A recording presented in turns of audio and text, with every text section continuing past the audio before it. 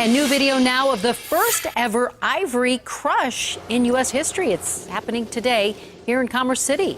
The elephant ivory confiscated from illegal imports. And 7 News reporter Russell Haythorne is there live. Russell, the crush happening at the Rocky Mountain Wildlife Refuge where all of that illegal ivory has been stored. Yeah, in fact, they were still crushing the ivory in this huge blue grinder behind me up until just a few minutes ago. Elephant poaching has seen a huge uptick since 2009. In fact, 2/3 of the African forest elephant population is now depleted.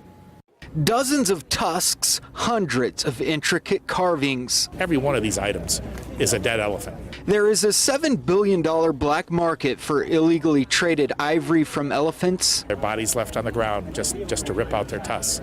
It is leading to a conservation crisis. So, an historic gesture. For the first time in U.S. history, the government is loading up seized ivory and crushing it in a massive grinder, a symbolic move on the world stage.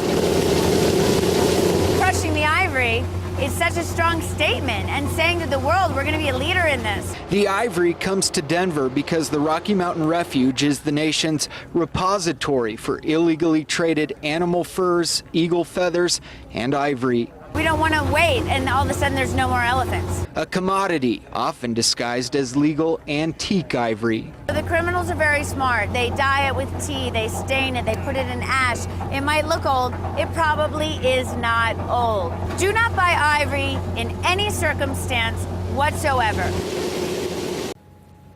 Actress Kristen Davis with Sex and the City has become a huge activist with regard to elephant poaching. Sadly, Americans are second only to Asians in terms of consumption or purchasing illegally traded ivory, and that's because its origins are so difficult to track. Live at the Rocky Mountain Arsenal, Russell Haythorne, 7 News.